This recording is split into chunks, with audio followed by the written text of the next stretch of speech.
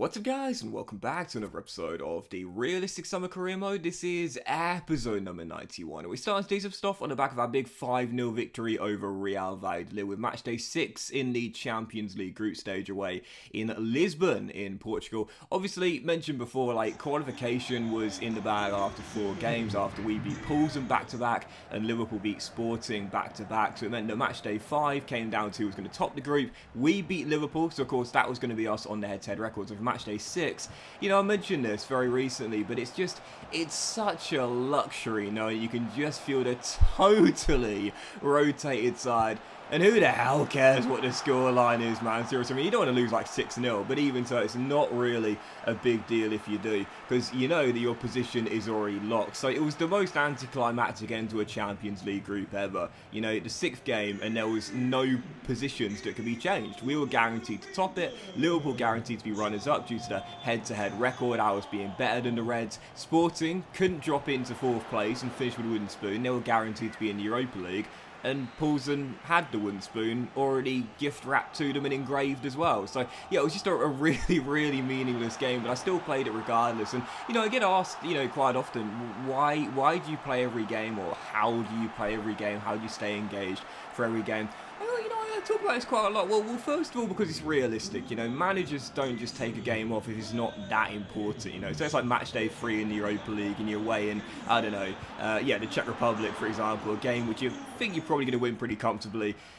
Managers doesn't just take the game off. Managers doesn't just be like, sod it, leave it to my assistant. I'm going to stay with the in-laws in the Lake District for a couple of days. It doesn't work that way, So obviously it's firstly for realism, but also because it's a chance for fringe players to show what they can do as well, and possibly give you a chance to experiment with lineups, different personnel, possibly a different tactical system as well, and also as well, if you've got a player that's in good form as well, he's normally a backup player, you want to keep on using him to keep him in good form for sure. And if you've got records that you're going for as well, in the Champions League, for example, say you've got a top scorer, or your goalkeeper's got 5 clean sheets out of 5 in the group stage and they have a chance to win the Golden Glove, it's nice to play it, to know you could possibly extend that record with that player currently top of the, be it top scorer chart, assist chart, or also the clean sheet chart as well. For example, in this game I started Simeone because that was his 3rd goal of the group in as many games. He's been brilliant in Champions League, so he's turned into a bit of a wild card option for me in this competition. Regardless, as for the game itself, again, it was totally meaningless. Lost it by 4-1, and yeah, I really could not care less, to be honest with you, because again, it meant absolutely nothing. Sporting could have put a 0 on the end of that 4. It still wouldn't have mattered. I mean, it would have been pretty bad, the worst defeat in football history, but even so, it doesn't matter. We lost the game 4-1, but we fielded a totally weakened side, because top spot was already guaranteed. So we made it through, as have PSG and Juventus, Inter, our former team, and the winners, and the Red Devils. Benfica topped Barcelona. We, of course, do go through with Liverpool and top on the head-to-head record. Milan are going through with Dortmund in Group E. In Group F, it's Real Madrid and Wolfsburg. Hellas Verona, who finished in 3rd in the Serie A last season, they're going through as well, as are Bayern Munich and Chelsea. And in the last 16, I thought I'd do the draw straight out of the group here. We've got Borussia Dortmund in the last 16. I'm not going to lie, man. I wanted Hellas Verona. I really wanted Hellas Verona, because fair play, man. 3rd place in the Serie A last season, or was it 4th? 3rd or 4th. Even so, brilliant season from Hellas Verona last year, and making it through the Champions League group as well. But instead, it is going to be Dortmund, so not what you call a favourable tie there. Atletico versus Dortmund is such a aesthetically pleasing Champions League knockout tie, isn't it? But Atletico Madrid versus Borussia Dortmund, tough one now. That'll be very even, I think. Dortmund, I would say, are probably the 2nd best team in Germany at this point in the save. We right now, well, obviously we're going for that La Liga title this season. We've been asked to win a domestic double, but we're not the best team in Spain. We're 3rd best team in Spain right now in terms of ability. So yeah, tough tie that one with Dortmund in the last 16. But even so, I say it all the time, man. Obviously topping the group is important. Facing a runner-up, the likelihood is you will probably miss out of one of the elite teams in the Champions League, for example. Your Real, we can have Real Madrid anyway, but even so, your Real Madrid, for example, or a Manchester City, or Bayern Munich and so on. But even so, like, it's the Champions League. Like, first of all, if you're in it, you're probably a pretty decent team. If you're into the last 16, then you're a really good team. So, it's going to be tough anyway. Like, very rarely do you get drawn in the last 16, you think, yeah, we'll steamroll these guys. Like, yeah, maybe occasionally, but for the most part, you're going to face someone of a decent quality at the worst. So, yeah, Dortmund, tough tie that one. I think it'll be very even indeed. Still for the second game of today's episode on the back of 2 defeats in our last 3 games. Sporting and, of course, Barcelona at the Nou Camp. Now, one of the biggest games of this season.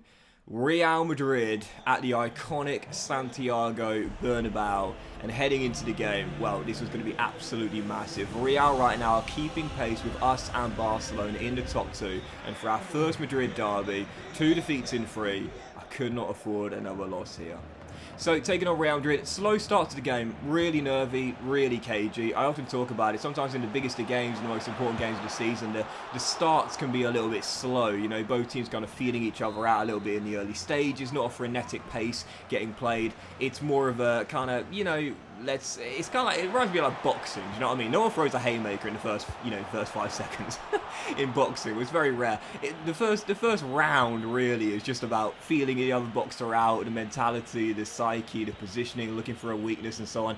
That was kind of like the first half an hour of this game. Very little going on. Jan Oblak made a really good save to deny Vinicius, I think it was, keeping it a 0-0, and then from the corner, this was a brilliant play, counter-attack here, as Sevelos beat his man, but Courtois denies him out of the near post. Lovely play, build up there, but sadly couldn't convert. So the break, still tied, still deadlocked, still goalless, very little going on, and I'll be honest, in the second half it was kind of the same as well. Neither team really could afford a loss. If it was going to be a defeat for us, we'd have 3 defeats in 4, and Real couldn't afford to lose in 3rd place right now, and desperate to keep pace with us and the champions Barca. 64 minutes in, they struck. Karim Benzema's regen. I showed you this guy pre-game. He's unbelievable. Noam Renier. 9th goal in 17, bangs one in, 20 yards. I'm down by a goal and I was thinking, oh my god, every season you go into bad form. Every single season you'll have a bad patch of form, but not now, Kame. Not now with Barca and Real Madrid. We're down by a goal. We desperately need 11 and oh, Kefren! What a piece of skill from Thuram. And when I say what a piece of skill, what I really mean to say is what a brilliant bit of timing, because it was just a fake shot. That's all it was, Doxy boy. Don't get too big for yourself. You didn't just pull off a roulette into a Rabona in a first time volley top corner. It was just a fake shot, just perfectly timed though to skip round 2 white shirts and drill it in. Man, oh man, Kefren Thuram, what a signing, man. Seriously, obviously I bought him in from our former team. Inter, he was a big player for me with Inter Milan. But, I mentioned with Thuram many times, in the midfield system we had with Inter, playing a 5-3-2 like we are here with Atletico as well, Kefren ordinarily was like my deeper player. He was the one that sort of sat back a little bit. Nunez was like my playmaker and Barella was like the box-to-box. But in this team, whilst Thuram is still technically in that little bit deeper role, he gets forward a lot more in this team. He gets forward a lot more, and I give him more freedom as well. I don't know if you notice it as well. I often let him carry the ball a lot more too, to dribble forward in this Atletico side, and that's why he's already got quite a few goals, a massive one there, and some assists as well. He's getting more freedom in this Atletico Madrid team, and I said, the reason why is because, with Inter Milan, I mean, yeah, like Nunez and Barella can both track back, they can both help out on defense, but really they're much better when going forward. Whereas in this Atletico team, I talked about it when we signed the midfield for this team, and of course inheriting Enzo Fernandez as well, and obviously Sol and Raskin too.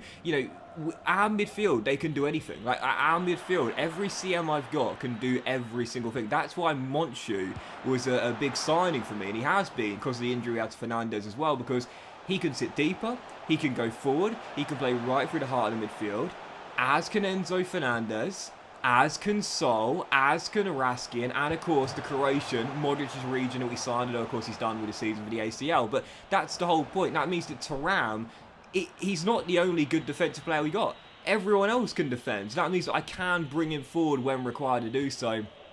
like for that moment there as he popped up with a leveller. 1-1 draw at the Bernabeu. Still a tough run of form for us though. Just 1 win in our last 4 games. For the final game of today's episode, well, I thought I've got to get back on track here. You know, only 1 win in our last 4 games. Barcelona licking their lips and thinking, we've already got a better head-to-head record. Now we can start to run away with things here, approaching the winter break. Well, against Valencia, this was nervy indeed. Yep, very cagey game, deadlocked, but finally Valencia's stubbornness was broken in the 68th minute. João Felix opens the scoring, breaks the deadlock and makes it 1-0 after an amazing run from Santos. And I'll be totally honest here, he was absolutely brilliant in this game, both at the back and getting the assist after a great run for the Felix goal as well. And in stoppage time as Ceballos gets around his man. That's a brilliant little stop and turn there from Ceballos. It really did remind me of the player he's modelled on, Lionel Messi. Goes all the way one-on-one and bends it home, bottom corner. Pressure, relieving goal. Ceballos wraps it up. Really cagey game this one, just like at the Bernabeu. But we leave it late once again. First for the leveller against Real Madrid and this for the dagger. That's a great finish by Ceballos as well under pressure there. Really, really nice composed strike into the bottom corner. So, oh man, we get away with it. Valencia 0, Atletico Madrid 2. Ceballos with 20 goals now this season. Felix with 19 as well. The dynamic duo pouncing again in a 2-0 win at the Mestalla. So, yep, first clean sheet in 3. Big victory there. Just our second win in 5 games. But Lord knows we are going to take it. 2-0, the final score, as we keep pace with Barcelona. That was a brilliant game from Fabio, by the way, man. He's brilliant, honestly. I'll tell you what, signed 2 players from my former team into Milan. I couldn't have picked 2 better players. They've both been amazing in this side. So, big win there. And as we come into the winter break, as you can see, we go level on points with Barca once again. We're both 6 clear of Real and 7 clear of Villarreal in 4th as well. But the key right now of the game to go for the halfway stage is still the fact I mentioned in the last episode. We still runners up at the moment because of the head-to-head record. Still, long way to go. 1 game to the halfway point and the winter break is here. But that will end today's episode of the Realistic Summer Career Mode, guys. So big thank you for watching. Really hope you have enjoyed it. If you have, then please do drop a like. I'll show you the top scorer, assist and clean sheets charts here. All Black, top of the clean sheets charts. And Ceballos and Felix 1 and 2 for goals and assists as well. How are we not top of the table right now? Thanks for watching, though, guys. Have a fantastic day. And I will see you for the next episode of the Realistic Summer Career Mode, where the January transfer window will open. Plus the Super Cup versus Real Madrid as well. Very soon.